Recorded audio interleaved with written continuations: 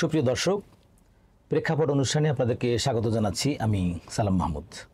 আজকে আমাদের স্টুডিওতে কথা বলার জন্য উপস্থিত রয়েছেন আমাদের দেশের একজন বিশিষ্ট রাজনীতিবিদ, বাংলাদেশ জাতীয়তাবাদী নাগরিক দল বিএনসিপি এর সম্মানিত সভাপতি শাহজাদা সৈয়দ মোহাম্মদ ওমর ফারুক পীর সাহেব। সৈয়দ মোহাম্মদ ওমর ফারুক, আপনাকে স্বাগত জানাচ্ছি আমাদের প্রেক্ষাপট অনুষ্ঠানে। আপনি কেমন আছেন? জি আলহামদুলিল্লাহ, আল্লাহ রাখছে ভালো। তো আমরা প্রথমেই বাংলাদেশ জাতীয়তাবাদী নাগরিক দল বিএনসিপি এই যে সংগঠন, শহীদ জিয়ার আদর্শে নিশ্চয়ই এটি প্রতিষ্ঠিত। তো এই সংগঠনটির কার্যক্রম বা কবে থেকে প্রতিষ্ঠা হয়েছেন বা আপনাদের কার্যক্রম সম্পর্কে যদি আমাদের দর্শকদের। আমাদের বাংলাদেশ জাতীয়তাবাদী নাগরিক দল বিএনসিপি 2007 সালে এটা আরম্ভ হয়েছে। ওই সময় বিএনপির ভারপ্রাপ্ত মহাসচিব খন্দকার দেলোয়ার হোসেন সাহেব, উনি এটার বিএনপির সহযোগী সংগঠন হিসাবে অনুমোদন দিয়েছিলেন। তারপর থেকে উনি বাংলাদেশ জাতীয়তাবাদী নাগরিক দল এই নামটা দিয়েছিলেন এবং ওই সময় বলছিলেন যে 111 যেহেতু চলছে, কোনো রাজনৈতিক দল নামতে পারে না ফিল্ডে, আপনারা বাংলাদেশ জাতীয়তাবাদী নাগরিক দল বিএনসিপির মাধ্যমে যদি নামেন আমরাও তারপর নামতে পারবো। সেই সুবাদে ওই সংগঠনটা করি এবং ওই সময় থেকে এটা আরম্ভ হয় বাংলাদেশ জাতীয়তাবাদী নাগরিক দল। তো এই দলের এখন বর্তমানে কি পজিশন বা সারা দেশে আপনাদের কি পরিমাণ শাখা বা সংগঠন বা নেতৃবৃন্দ রয়েছেন? আজকে 18 বছর যাবত এই সংগঠন পরিচালনা করে আসছি। বাংলাদেশের 64টা জেলায় আমাদের কমিটি আছে এবং সাংগঠনিক কার্যক্রম চলছে। বিএনপির জন্য আমরা খাটতেছি, ধানের শীষের পক্ষে কাজ করতেছি। তো আমরা অন্তর্বর্তীকালীন সরকারের 9 মাস অতিক্রম করছি এবং এই সময়ে দ্রব্যমূল্য বা যে শাসন ব্যবস্থা সার্বিকভাবে আপনার মূল্যায়নে যদি দর্শকদের সামনে বলেন। দেখেন সালাম মাহমুদ সাহেব, আপনাকে ধন্যবাদ এই প্রশ্ন করায়। তো আজকে যে দ্রব্যমূল্যের যে ঊর্ধ্বগতি, গত ফ্যাসিস্ট খুনি হাসিনার আমলে আপনার দ্রব্যমূল্যের দর অনেক বেশি ছিল। শেখ হাসিনা বলেছিল আমরা যদি ক্ষমতা যাই তাহলে আমরা 10 টাকা কেজি চাউল খাওয়াবো, ঘরে ঘরে চাকরি দেব, হ্যাঁ, তারপরে বিনা পয়সায় সার দেব। কিন্তু তিনটার একটা আমরা পাই নাই, জি, কথায় কাজে মিল পাই নাই। যাই হোক, তারপরে আমরা দীর্ঘ 15 বছর উনি ক্ষমতায় ছিলেন, কিন্তু 15 বছরে যে 3টা ইলেকশন হয়েছে, ওই ইলেকশনে আমরা জনগণ ভোট দিতে পারে নাই, নাগরিকরা বাংলাদেশের। সেই প্রেক্ষিতে ভোট দিতে পারে নাই, ভোট দিয়েছে প্রশাসন, শেখ হাসিনার প্রশাসন ভোট দিয়েছে। আর যারা আমরা বিএনপির পক্ষে কাজ করছি, বিএনপি করছে যারা দীর্ঘ 15টি বছর, প্রত্যেকেই মিথ্যা মামলা দিয়ে হ্যস্তন্যস্ত করেছে এই স্বৈরাচার খুনি হাসিনা এবং তার দল। যাই হোক, আমরা এগিয়ে যাচ্ছি এবং এই যে বর্তমান এই শেখ হাসিনা এই গণহত্যা চালানোর পরে অনেক লোক হত্যা করা হয়েছে বাংলাদেশে, অনেকের অগণিত মিথ্যা মামলা করা হয়েছে, অনেকের গুম করা হয়েছে। হ্যাঁ, আওয়ামী লীগ সন্ত্রাসীর এই কাজগুলি করেছে। কিন্তু আজকে আমরা এইগুলি থেকে পরিত্রাণ পাওয়ার জন্য সবাই দেশবাসী ঐক্যবদ্ধ হয়েছি এবং ছাত্র জনতার মাধ্যমে, হ্যাঁ, এই ফ্যাসিস্ট গণহত্যাকারী খুনি হাসিনার পতন হয়েছে। এই জন্য আমরা আল্লাহর কাছে শুকরিয়া আদায় জ্ঞাপন করছি। আর বিশেষ কথা হলো যে আপনি বলছেন দ্রব্যমূল্য ঊর্ধ্বগতির কথা, যে বর্তমানে চলমান যে অবস্থা দেশে, ডক্টর ইউনূস সাহেব সুন্দরভাবে এখন পরিচালনা করছেন বাংলাদেশ, ওনার নেতৃত্বে সুন্দরভাবে চলছে। তো যাই হোক, আমরা এই এখন বর্তমানে দ্রব্যমূল্যের দরগুলি ঊর্ধ্বগতি থেকে একটু নিচে আসছে, মানুষ এখন সুষ্ঠুভাবে কেনাকাটা করতে পারছে। আর বিগত দিনে এইভাবে করতে পারে নাই। এখন একটা প্রত্যেকে, এবং ওই যে সরকার পরিবর্তন হয়েছে, অনেকের মিথ্যা মামলাগুলি প্রত্যাহার হয়েছে ডক্টর ইউনূস সাহেবের মাধ্যমে। এই কারণে মানুষ এখন নিঃশ্বাস পালাচ্ছে। তো যাই হোক, আমরা আছি এই নির্বাচন দেশে যে আমরা ঊর্ধ্বগতিতে ওই যে অবস্থা বাংলাদেশের এখন ভালোভাবে চলতেছে। তো যেটা বলা হচ্ছে যে ডিসেম্বরে নির্বাচনের একটা দাবি এসছে বিএনপি থেকেও, এবং জামাত ইসলামী বলছে যে সংস্কার শেষ করতে হবে, সেটারই একটা রোডম্যাপ দরকার, নির্বাচনের একটা রোডম্যাপ দরকার। আবার সরকার থেকে বলা হচ্ছে যে আগামী জুন থেকে, অর্থাৎ 30শে জুনের পরে তারা ক্ষমতা থাকবেন না, এটিও বলা হচ্ছে। তো আসলে এখন একটা আসলে নির্বাচিত সরকারের প্রয়োজনীয়তা কতটুকু এবং নির্বাচন আসলে কবে নাগাদ হতে পারে বলে আপনি মনে করেন? দেখেন, আপনি নির্বাচনের কথা বলছেন, আসলে বাংলাদেশে এই বাংলাদেশ জাতীয়তাবাদী দল বাংলাদেশের মধ্যে একটা জাতীয় দল বিএনপি, সবচাইতে বড় সংগঠন, শক্তিশালী সংগঠন এবং জনগণের প্রাণের দল, জাতীয়তাবাদী দল। এই দল বিগত 16-17 বছর ধরে আন্দোলন সংগ্রাম করছে একমাত্র গণতন্ত্র পুনরুদ্ধারের জন্য, ভোটের অধিকার আদায়ের জন্য। ফ্যাসিস্ট আওয়ামী সরকারের আমলে ভোটের অধিকার আমরা জনগণ পাই নাই এদেশের নাগরিক হয়ে। এই ভোটের অধিকারের জন্য আসছে বিগত 15 বছর যাবৎ আন্দোলন সংগ্রাম করার পরে আল্লাহর মেহেরবানিতে ছাত্র জনতার মাধ্যমে যখন ফ্যাসিস্ট শেখ হাসিনার পতন হয়, এখন তো আমরা চাই যে একটা দেশে জাতীয় সংসদ সুষ্ঠুভাবে নির্বাচন হবে।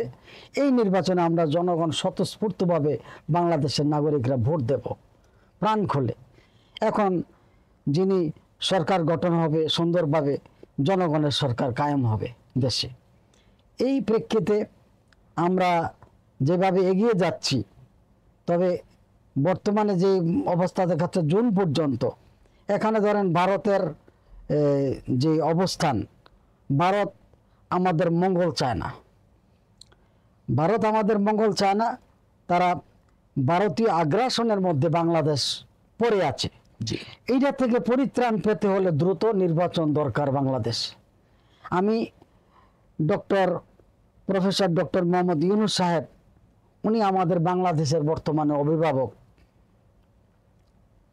ওনাকে আমি বাংলাদেশ জাতীয়তাবাদী নাগরিক দল বিএনসিপির পক্ষ থেকে মেসেজ দিতে চাই যে আগামী ডিসেম্বরের মধ্যে জাতীয় সংসদ নির্বাচন সম্পন্ন করলে এ জাতি উপকৃত হবে এবং নির্বাচন তফসিল ঘোষণা করতে হবে। ডিসেম্বরে যদি সম্পন্ন করে তাহলে আপনার জুলাই অথবা আগস্টের প্রথমে নির্বাচন তফসিল ঘোষণা করতে হবে, তাহলে ইনশাল্লাহ ডিসেম্বরে সম্পন্ন করতে পারবে।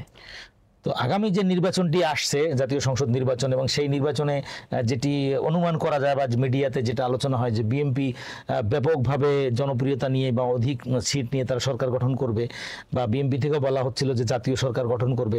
তো তারেক রহমানের নেতৃত্বে যদি একটি সরকার গঠিত হয় বা বিএনপি জয়ী হওয়ার পরে, তাহলে আগামীর বাংলাদেশটি আসলে আমরা কেমন দেখতে পাবো বলে আপনি মনে করেন? আমি আশা করি তারেক রহমান শহীদ রাষ্ট্রপতি জিয়াউর রহমান সাহেবের প্রতিচ্ছবি।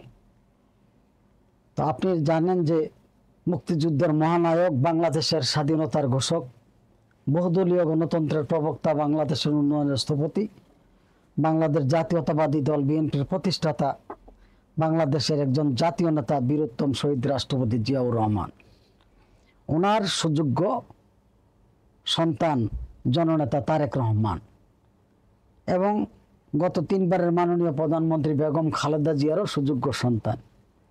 উনি যদি দায়িত্বভার গ্রহণ করে এই জনগণের ভোটের দ্বারা, ইনশাল্লাহ আশা করি সুন্দরভাবে দেশ পরিচালনা করতে পারবে।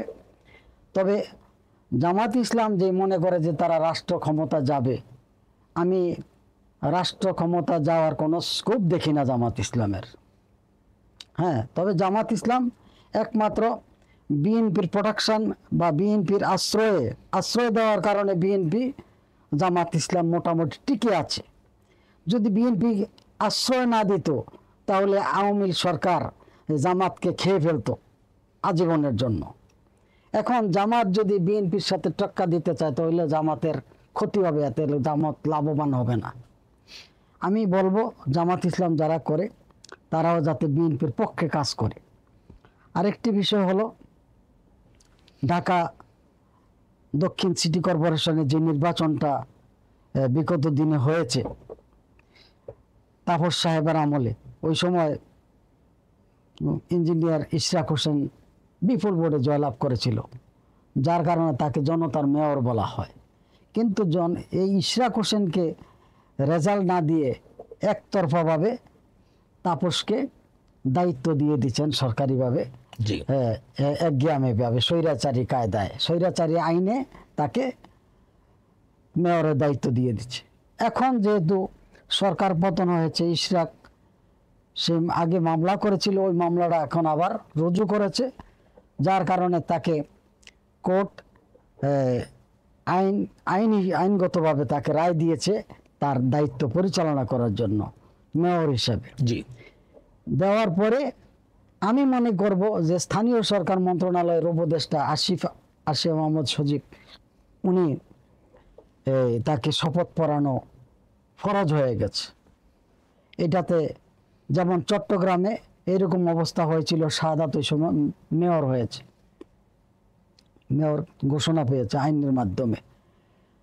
আমাদের ঢাকা দক্ষিণ সিটিতে তদ্রুপ মেয়র হিসেবে তাকে যখন আইনের মাধ্যমে সে রায় পেয়েছে, কোর্টের মাধ্যমে রায় পেয়েছে, আইনের প্রতি শ্রদ্ধাশীল হয়ে আমি মনে করব এই বর্তমান অন্তর্বর্তী সরকারকে আমি বলবো যে ইশরাক হোসেনকে তড়িৎ গতিতে তাকে শপথ পড়ানোর জন্য এবং তার চেয়ারে বসে যাতে এই নগরবাসীর কাজ করতে পারে, সে জনতার মেয়র হিসাবে আছে, ইনশাল্লাহ ভবিষ্যতেও থাকবে। আমি ডক্টর ইউনূস সাহেবের প্রতি আকুল আবেদন রাখব যে নির্বাচিত মেয়র দ্বারা কাজ করলে ঢাকা মহানগর অত্যন্ত সুন্দর হবে।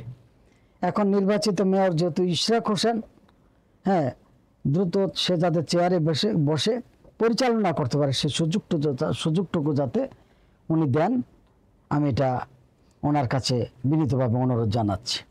জি আর বিশেষ কথা হলো, আমরা এই সারা দেশে আওয়ামী লীগের আমলে অনেক মিথ্যা মামলা করা হয়েছে, বিএনপির নেতাকর্মীদেরকে গুম করা হয়েছে, হত্যা করা হয়েছে, হ্যাঁ, এবং প্রায় 80 লক্ষ নেতাকর্মীর বিরুদ্ধে মামলা করা হয়েছে। এই সমস্ত মামলাগুলি এই রাজনৈতিক মামলা, মিথ্যা মামলা। এই মামলাগুলি এই অন্তর্বর্তী সরকারের প্রধান উপদেষ্টা মহোদয়ের কাছে আমি অনুরোধ জানাবো সমস্ত মামলাগুলি যাতে দ্রুত প্রত্যাহার করা হয়, তাহলে দেশবাসী ডক্টর ইউনূস সাহেবকে ইনশাল্লাহ সেলিউট জানাবে। জি তো আরেকটি বিষয় আপনার কাছে একটু আমরা শুনবো যে শহীদ প্রেসিডেন্ট জিয়াউর রহমানের শাহাদত বার্ষিকী আগামী 30শে মে। তো আপনি জানেন যে যেদিন উনি শাহাদত বরণ করেছেন সেদিন থেকে সারা বাংলাদেশে মানুষ 40 দিন পর্যন্ত শোক পালন করেছে, এবং মানুষ যে তাকে ভালোবাসে, যে বহিঃপ্রকাশ আমরা দেখেছি। তো তার আলোকে যে তার আদর্শ এবং তার যে শাহাদত বার্ষিকী, আপনার নিজের উপলব্ধি থেকে যদি একটু বলেন। দেখেন সালাম মাহমুদী সাহেব, আপনাকে ধন্যবাদ। আপনি যে কথা বলেছেন, আমরা দেখতে পাচ্ছি যে 30শে মে এই বাংলাদেশের মুক্তিযুদ্ধের মহানায়ক,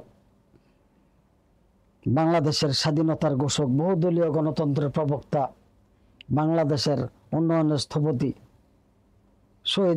বীর উত্তম শহীদ রাষ্ট্রপতি জিয়াউর রহমান সাহেব, উনি 30শে মে শাহাদাত বরণ করেন চট্টগ্রাম সার্কিট হাউসে। এটা ভারতীয় একটি ষড়যন্ত্র, এবং পাশাপাশি আমি মুরব্বীদের থেকে শুনছি এই ষড়যন্ত্রের সাথে নাকি শেখ হাসিনা এবং এরশাদ সাহেব তারা লিয়াজও ছিলেন। যাই হোক, এবং ভারতের প্রণব মুখার্জিও নাকি লিয়াজও ছিলেন। তা আমি বলবো, যাই হোক, যারা লিয়াজও করছে তাদের বিচার আল্লাহ পাক অবশ্যই করবে। আর উনি রাষ্ট্র সুন্দর পরিচালনা করছেন এবং 19 দফা কর্মসূচি দিয়েছিলেন।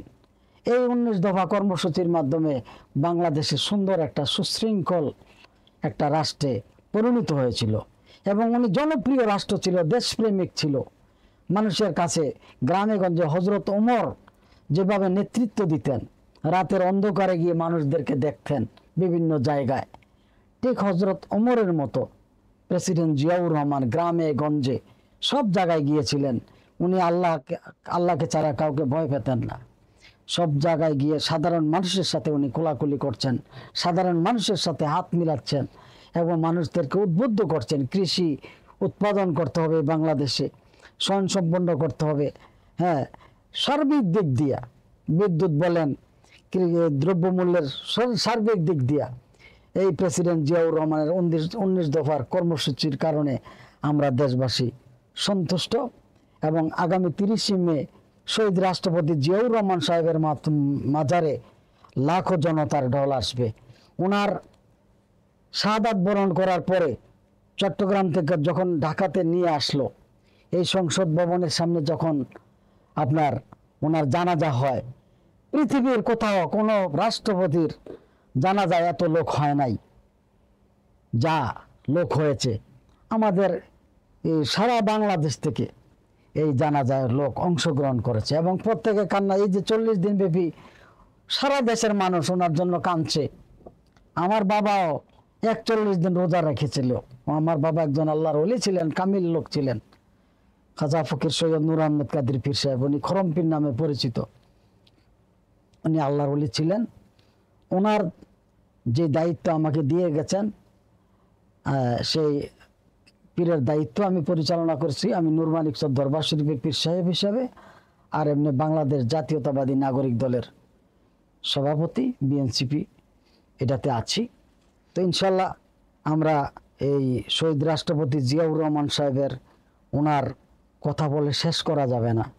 উনি একজন গুণীজন ছিলেন। উনি সবাইকে নিয়ে মুরব্বীদের কাছে যাইতেন, ঘর বাড়িতে যাইতেন, বিভিন্ন গ্রামে গঞ্জে যাইতেন, মানুষের দুঃখ দুর্দশা দেখতেন। উনি নিজে খাল কেটেছেন, মাটি কেটেছেন নিজে। হ্যাঁ, এইগুলি যারা করতে পারছে সেই জন্য তাকে দেশপ্রেমিক হিসাবে আখ্যায়িত করেছে জনগণ এবং তার জানাজা আসতে বাধ্য হয়েছে সবাই। তা আমরা সেই জিয়াউর রহমান সাহেবের প্রতিচ্ছবি হিসাবে তারেক রহমানের মাঝে দেখতে পাচ্ছি।